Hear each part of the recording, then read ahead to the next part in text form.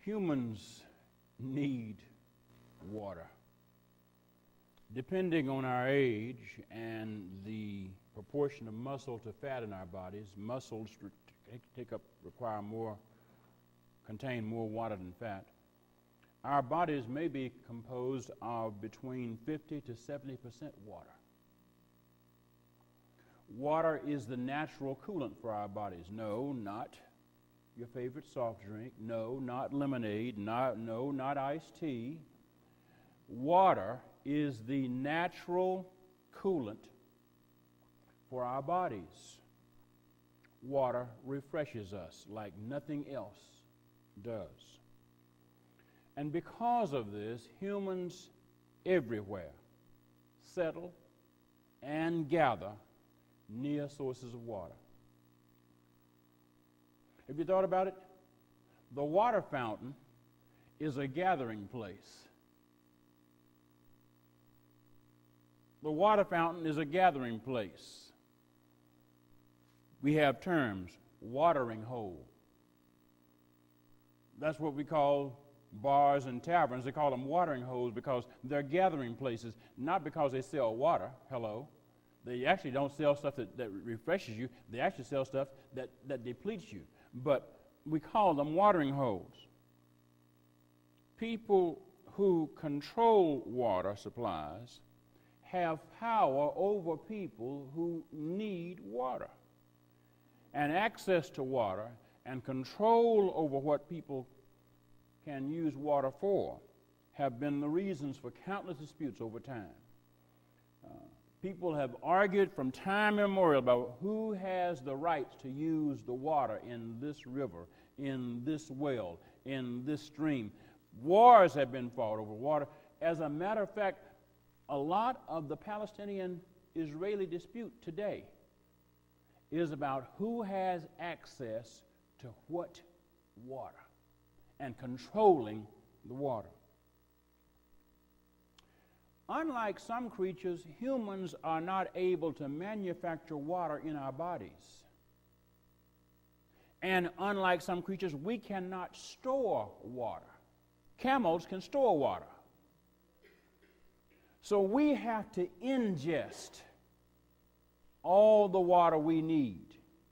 And because we need water to survive, one of the oldest acts of hospitality to strangers and visitors is to offer a drink of water. Think about it. When you were growing up, one of the first things you learned from the people who were the elders in your family was when somebody comes company, you ask them, "You want some water?" You might not have had anything else in the house, but you always offered some water because the act of offering water is a universal act of hospitality. And because water is basic to human survival, and because access to water is so important, refusing to offer water and denying a request for water have been considered hostile acts in every society for as long as anybody can remember. In the lesson we read from Exodus 17, the people Moses led were about to revolt against him because they were thirsty and did not know where to find water. They were traveling on foot. They were traveling with their children. They were traveling with their livestock. Parents of the children were understandably concerned about their thirsty children. Livestock owners were understandably concerned about their thirsty livestock. People who are thirsty are understandably concerned when we can't find water. And so let's not say that they were unrighteous by saying they were thirsty. If you get thirsty enough and you can't find water, your patience begins to wear thin, okay? Okay? They weren't being sinful because they were upset about not having water. They were just expressing normal human frustration. We are thirsty. Our children are thirsty. Our livestock are thirsty. You're supposed to be leading us, And one of the first lessons of leadership, if you're leading people across country, is you lead them from watering place to watering place. You don't stop where there's no water, and you don't go where you don't find any water. You lead them along water routes because they need water. People need water. People are understandably concerned about being thirsty because the first sign of dehydration is thirst.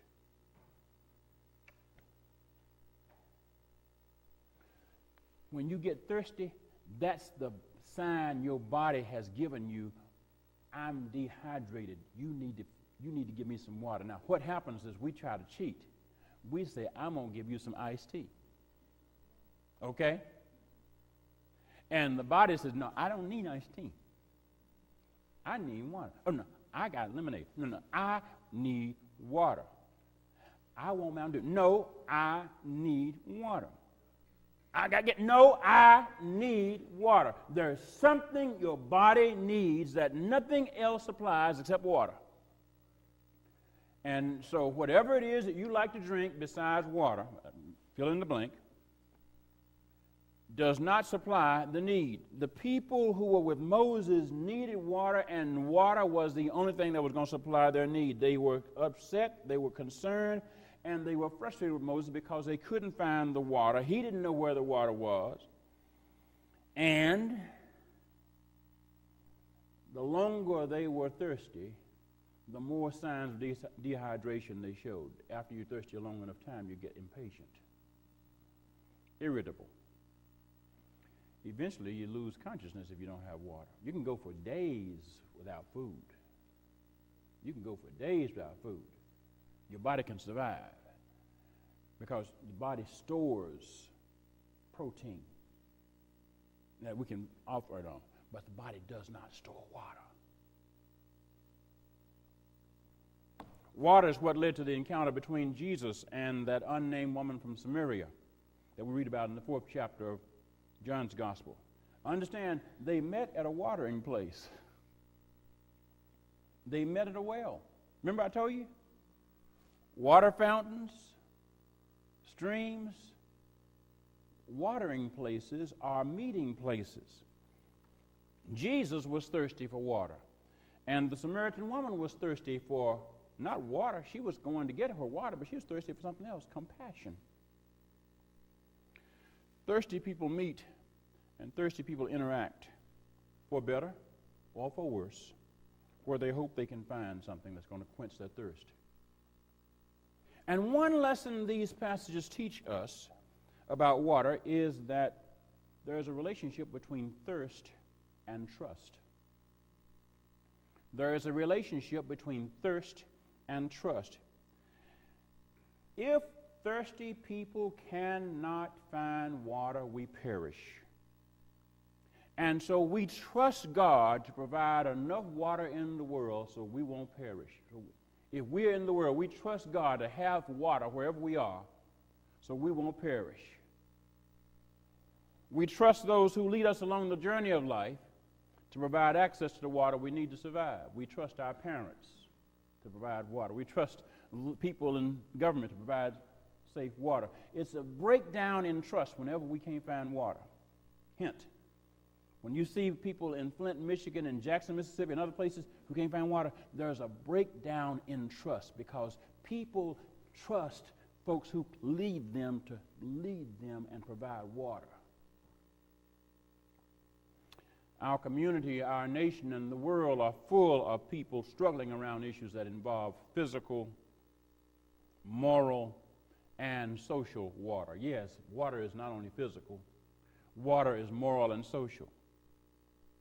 The Standing Rock movement, the protest movement around Standing Rock in Dakotas, is about a threat to water by a pipeline. The Israeli-Palestinian issue is about dispute about water. People in Flint and Jackson and other communities are struggling over issues of water. The so-called bathroom laws that would deny our transgender brothers and sisters access to restrooms that match their gender identity are really about water, because you understand, water is essential for restrooms. Hello? Hello? Hello? So when you deny people access to the bathroom they need, you're denying them access to water. Restroom access is a water issue. And those of us of black experience ought to be able to experience that, because we remember water fountains and being denied water fountains and having water fountains that didn't work, even though there was a sign over them for you. It's about trust. Water is about trust. Water is about trust. And we should never forget that.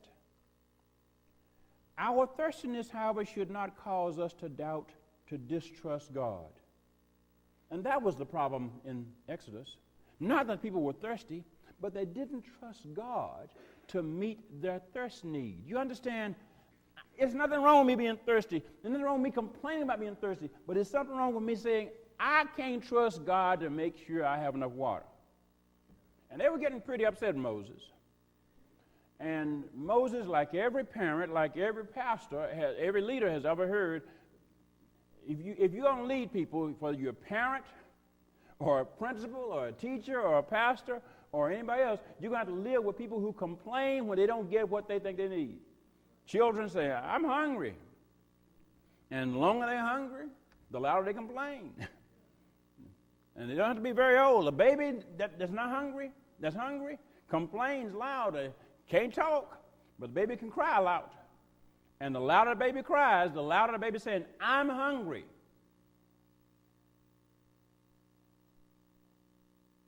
Psalm 95 calls us to make a joyful noise to the rock of our salvation, and reminds us at Psalm 95 that God is the rock of our salvation, just like God provided water from a rock in Exodus 17. Notice that, rock in Exodus 17, Psalm 95, rock of our salvation.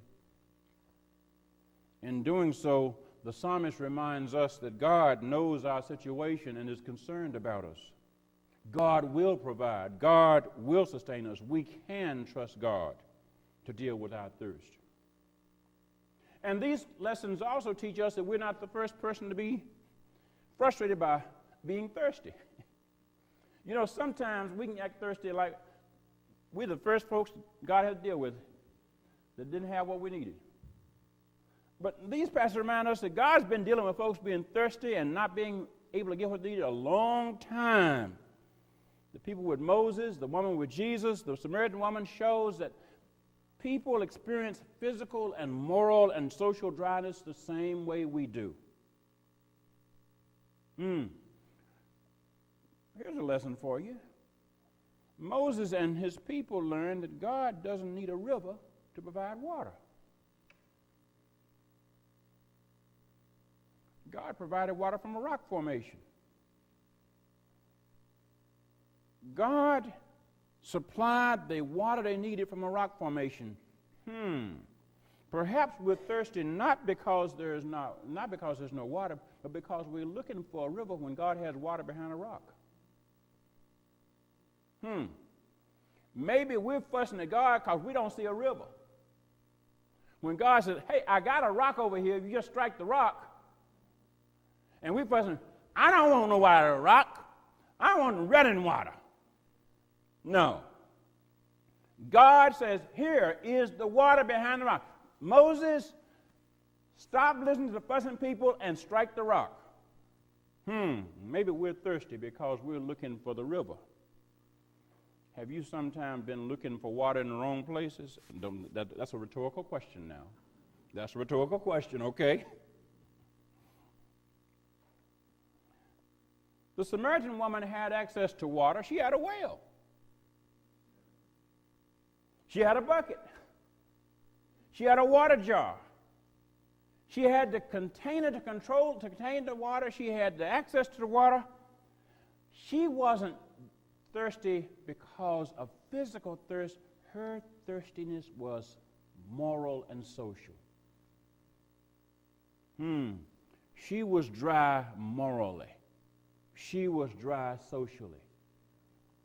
The layers of that dryness were exposed as she interacted with Jesus. She was a woman in a world dominated by men.